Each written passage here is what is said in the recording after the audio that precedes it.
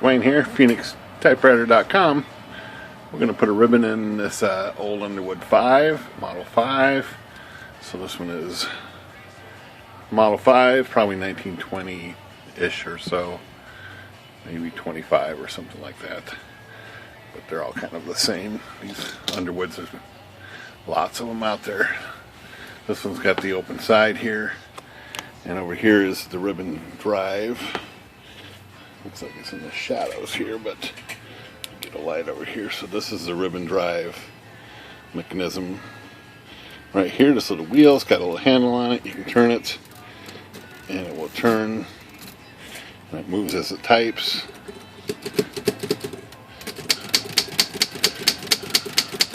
Got these little drives that turn this, and then when you pull it in and out, is which direction it drives. So that's the whole key to this. I'm going to be reaching down here and turning this to tighten the ribbon up, but it kind of will be off camera since it's over here on the side. So this has a crummy computer style plastic ribbon in it right now.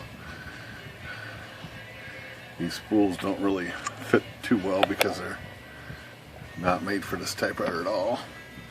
So let's take this thing out of here, take the ribbon out. Take it out of the guide here. Like that, and take this one out. So we can throw this. These computer ribbons don't fit, the holes don't line up a lot of times, and you have to push them on harder. They're just not really made for it. Neither are the ribbons that they sell on Amazon and other places. They got these weird little center pieces that don't like to work right. They don't even fit on this side at all. These are junk too. So I would recommend going with original vintage spools. These happen to say made in the United States on them. Very awesome. Very fitting for this typewriter. Let's take a look down in here before we start even. And you can tell which way the ribbon turns by moving this dial on the side over here. Right here where my finger is. And you can see the ribbon is turning this way. That spindle is turning that direction. The other one, of course, spins that way over there. So now we know which way the ribbon turns when we put the ribbon on. So back this up a little bit. So when we pull the ribbon out, it's got a, it winds in here a certain direction. You're going to want it to go this way and wind this way. On these Underwoods, they do need to have a ribbon that's got an eyelet, which is this little gizmo right there. That's going to go in this little fork over here. Right there, there's a little fork. That's going to make it reverse when it gets to the end of the ribbon, so it can go back the other direction. Make sure when you put the ribbon in, you wind that into the spool a little bit. I'm not even sure these computer style ribbons have an eyelet on them. Some of them don't, so make sure you get these. We've got these in stock all the time. We've got metal spools all the time. So let's put this down into the spool assembly. Put that side down in there, so we'll just drop it in there so we got our hands free. This machine has a lever over here on the side, right there, that moves this arm and this arm up here so you can get to them a little easier. And all you got to do is put this ribbon on the other side of this arm, like that, and then through that little fork. Let me see if I can see that. Okay, I'm going to use my little tweezers here so I can reach in here and grab this ribbon and put it through the fork.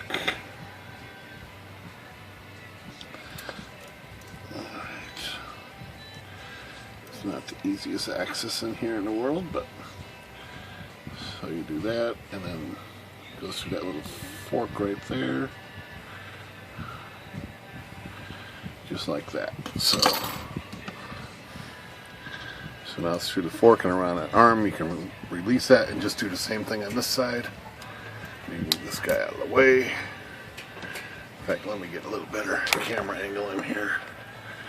And then we're going to move that little lever, and that moves this arm.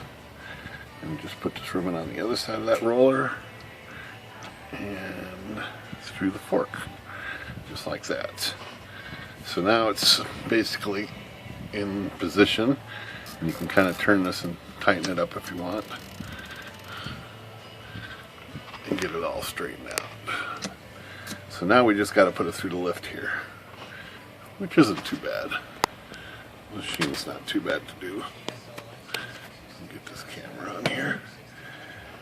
Okay, one thing we can do on this machine is come down here in the front and switch this ribbon selector to red. It might be up here on certain models.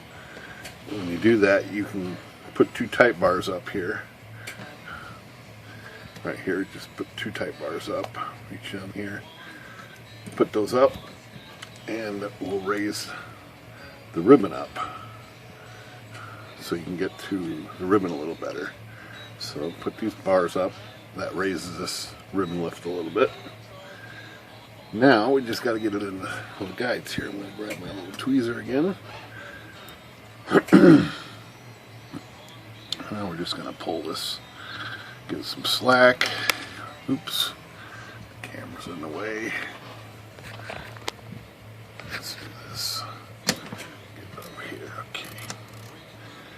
Alright, so let's grab this ribbon and put it on the back side of the lift here, like that. We'll start in the back like that.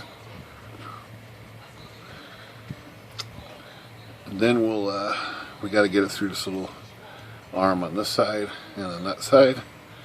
All you got to do is manipulate it. Let's see if I can get some more light in here. And that's kind of a little tricky sometimes, but you can just kind of manipulate it into that arm. Let's see if I can get it here. Not too much trouble. Just like that right there. And then this side, same thing. We'll just give it a little help here. Right, like that.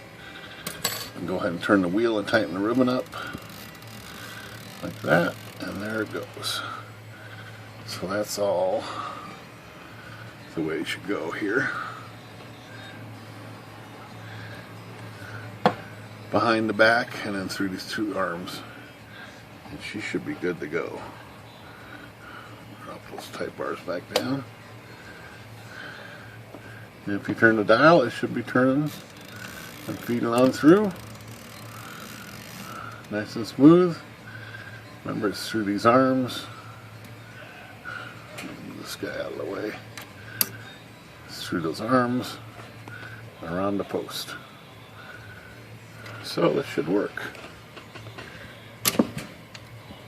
Maybe we put this doesn't have, it has some weird paper bale rollers that grip the paper. You can't have these guys in too far. If these are in too far, the paper will bind on them right there. So they got to be right to the edge of the paper, just like that. Just like that, and then the paper will come through. And let's see if this thing types today.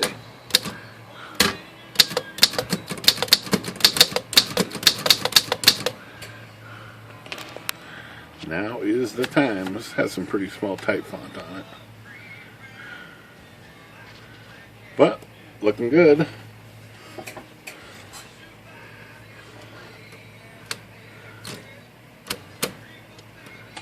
So that's all done. Everything should be good. This is a Underwood 5. Of course, this piece goes in the center here to hold the papers down like that. And that's how you put a ribbon in an Underwood 5. Vintage Underwood 5. Phoenix Typewriter. Good day.